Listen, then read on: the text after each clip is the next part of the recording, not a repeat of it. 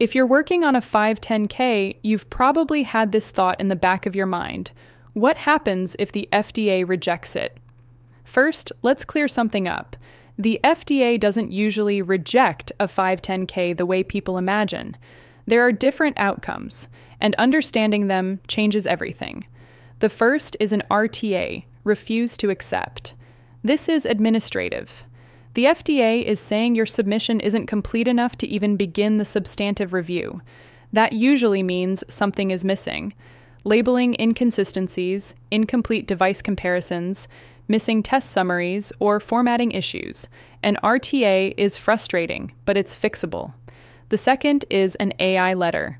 Additional information. This means the FDA accepted your file and started reviewing it, but they need more data to finish. That could be performance testing gaps, biocompatibility questions, software documentation issues, EMC concerns, or an unclear substantial equivalence argument. With an AI, you respond within the timeline and keep the review moving.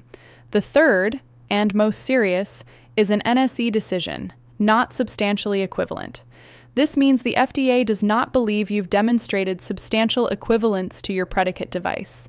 That can happen if your indications are too broad, your technological differences aren't properly justified, your testing doesn't close the performance gap, or your predicate strategy was flawed from the beginning.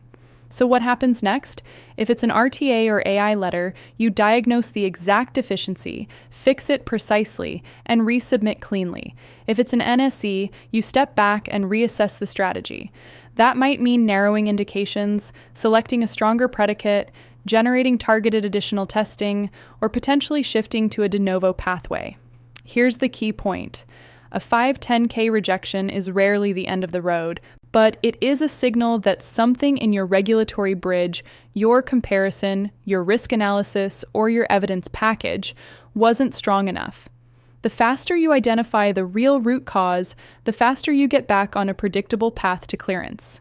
If you're preparing a submission and want to avoid RTA delays, AI spirals, or an NSE reset, make sure your predicate strategy and performance data are defensible before you file, not after the FDA points out the gaps.